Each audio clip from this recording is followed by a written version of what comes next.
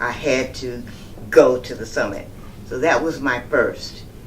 And there I met a guy that was in my small group, and at the end of the sessions, his wife came up to me and told me that I was his long-lost sister that he never had. We connected that well during the summit, and she recognized it, and that was so exciting to me because I grew up as an only child, but I have 9 brothers and sisters that I didn't grow up with. And so I didn't get that type of relationship building and developing of having siblings in my environment, in my experience. So that was a bit overwhelming. And the second thing that happened in Chicago was the last day I approached the area, the tribute for the ancestors, and I had nothing to offer from my family and except a rose that I found outside laying on the sidewalk when I went to lunch. And it reminded me that my father gave my mother the first rose that bloomed in the yard every year. That was the only time he gave her any flowers. And one day I looked out the window and I saw him cutting this rose and bringing it in the house to my mother. So the message that I got at the altar was to continue to let your light shine. So the next young man I'll be meeting for the first time, like really meeting. We met at the door, but I was introduced to him as, this is our mayor. And so I was like, okay, so they must not live in Chicago, right? So let him introduce himself to you. Come on.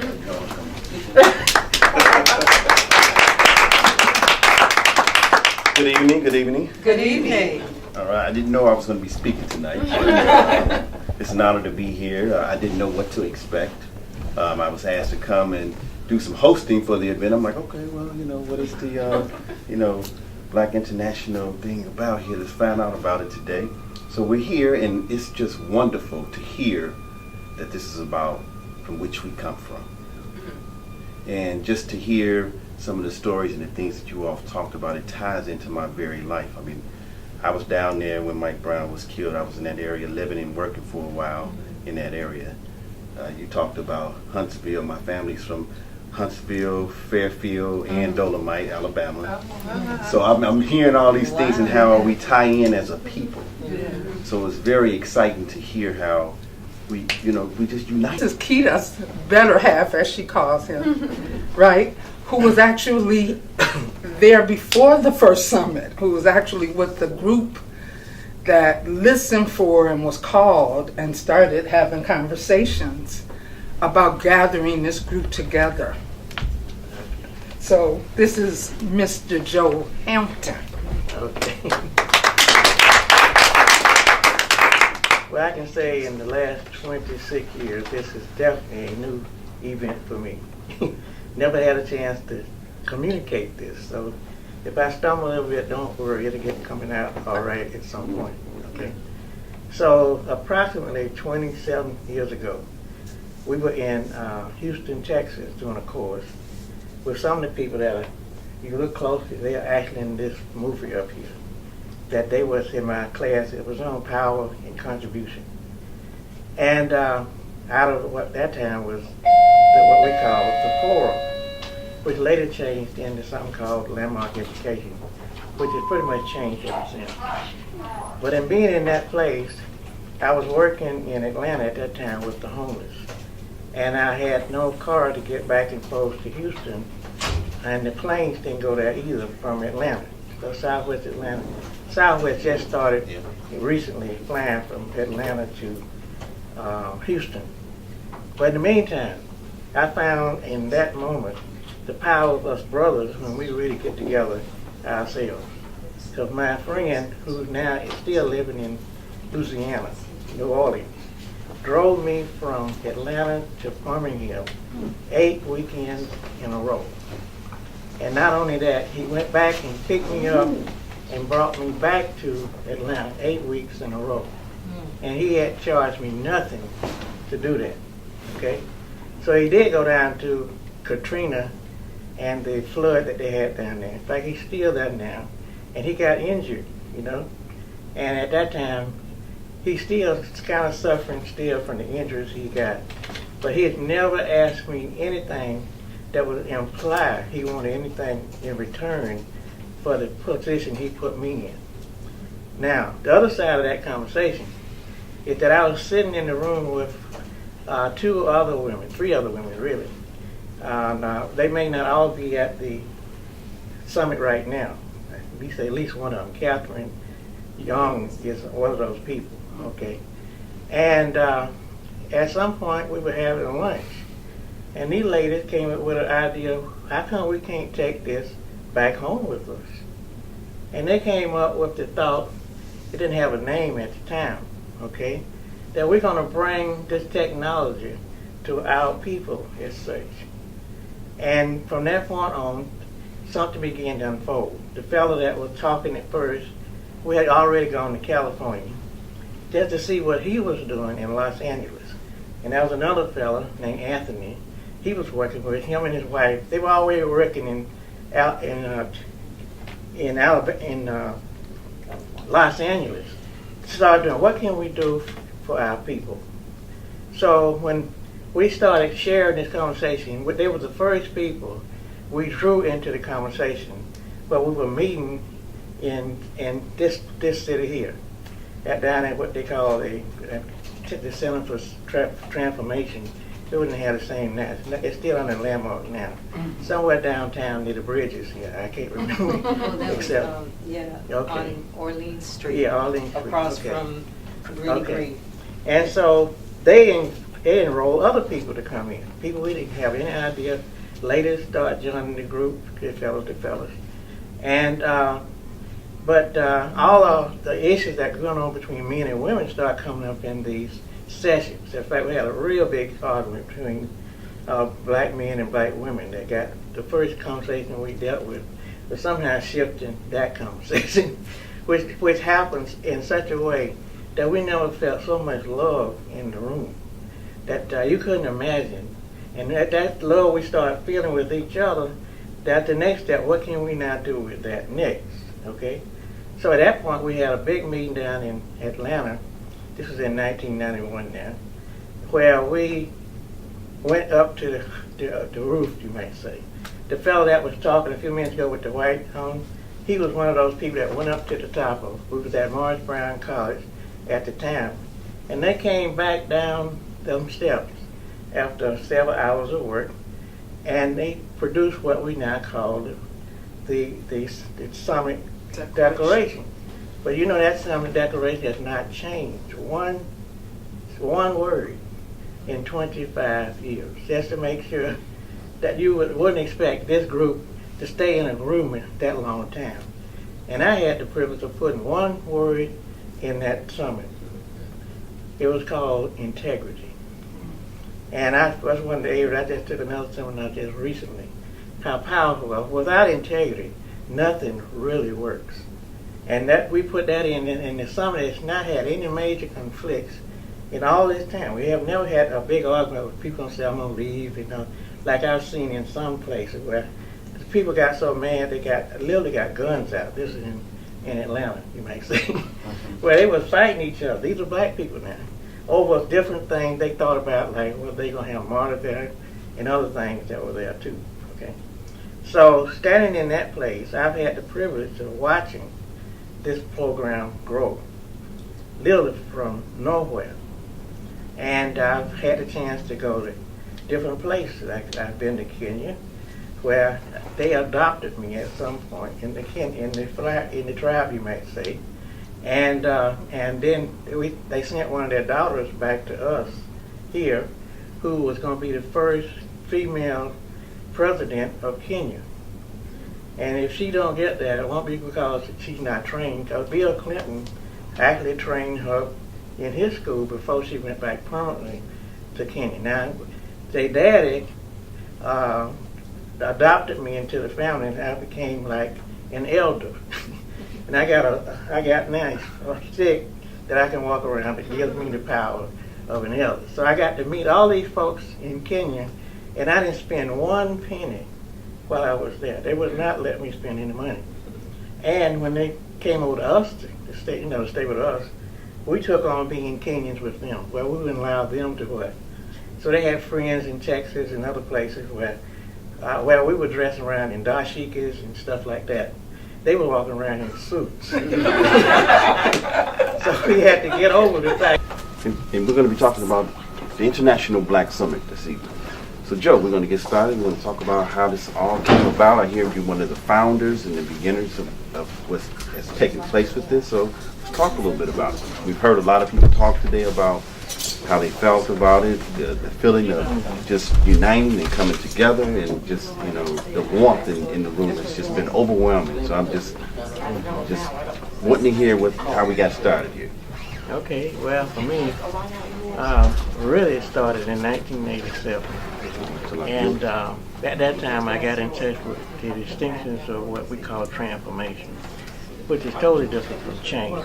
It's more like deciding who you're going to be and become that. You're acting according to who you say you are, not who other people say you are. So in the meantime, as I was getting more familiar with that, I met a lot of fellows in San Francisco and Los Angeles, black people, who were also interested in the same conversation about transformation. And they were looking at that time, applying it to the issues that black people had to transformation itself. Okay. So flying out to Los Angeles, I got to meet all these people. And but there was no action that was being taken at that time. Okay. But in the meantime, I took another course called Power and Transformation, that kind of thing, and in Houston, Texas. Okay. And at that time, we got a much deeper view of what it is to have human beings take charge of their life themselves without making anybody else wrong. Wow. So let me just say this. One of the things I did hear you talk about this evening is the Declaration. Yeah, okay. And I just want to know how that got started. How did these gentlemen come together and say, hey, let's put something together that's going to have some substance, longevity, and bring us together and keep us moving forward? Okay. Well, the initial phase was actually started by two women in wow. this course. And both of them have been in the background ever since. But in doing that, we pulled together all these other people from California and other places to take a deeper look at what they were doing that had suggested in this class. And we brought in people from all over the country to Chicago, where we had these meetings that were inquiries at the time. So it got to the place that we said, well, we need to do something more than just talk about this. So we moved to a workshop that we did down in Atlanta this time.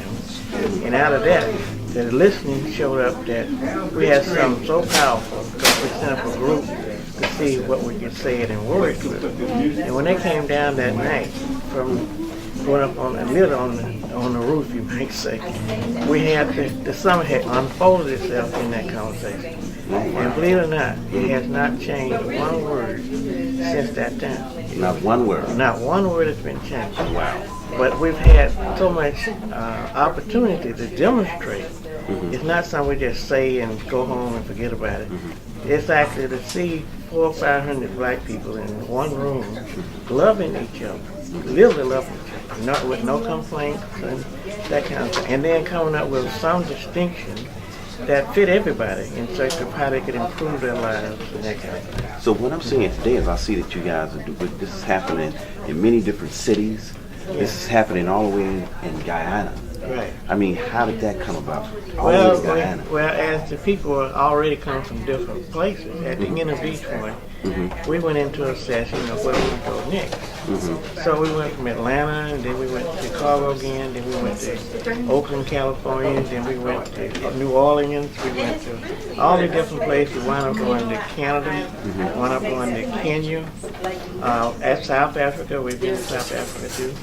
And it came out of each one of them was like, where should we go at the end of the one before? To go there. And what I'm hearing from each place that you've gone, there has been some type of situation that have taken place, like we talked about the Ferguson situation. And so what drew you to those cities to say, this is where we're going next time, this is what we want to find, and this is what we want to educate ourselves on as a people? Right. What made you guys come together? Well, usually during the session itself, I won't call them workshops because there was no previous thing to work on. We were creating as we were going.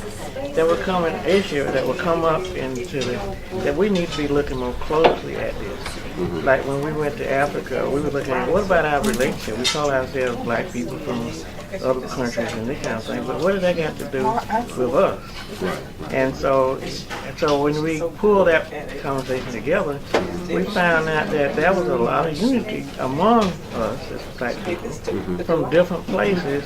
Just because you were in Chicago and you were a black person didn't mean you acted the same way as a black person in Kenya. So, but it got to be we were revealing all these kinds of things to each other that we didn't know anything about, and found out there was a love that showed up in everywhere we went. It wasn't like any opposition, no fighting, no criticism. Just love showed up, and all of a sudden we could then look and see where would we look next to pull in another group of people and so forth.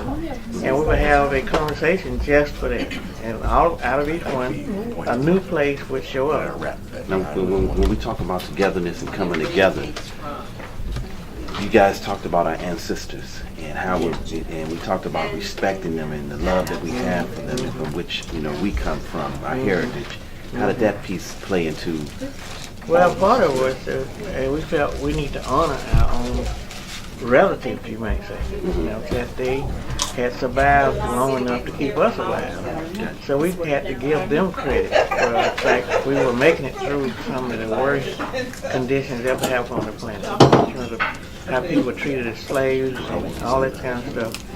And that and it has done a lot of damage to how people think, even now today, because some people saw no way to get around the damage that's going on with these other people who were using them for making money or whatever they needed to do like that. Oh wow! And at the same time, through education from our people started finding ways of doing more things for themselves right in the midst of the stuff that was going on, the sabotages at the same time. Like going to work and still not making much money. Your family gets lost or separated with the husband, separated from the wife.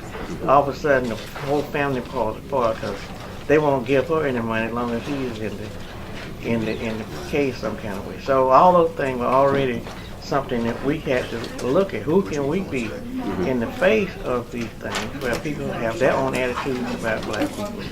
And that attitude is definitely not helping us.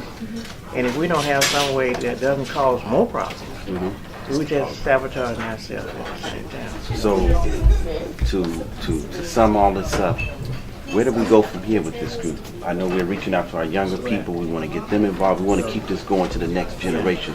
So what would you say as we sum this up to our viewers, that how we can keep this going, how do we keep this united spirit going that we have for our ancestors, that from which we come from, to the declaration that we talked about today?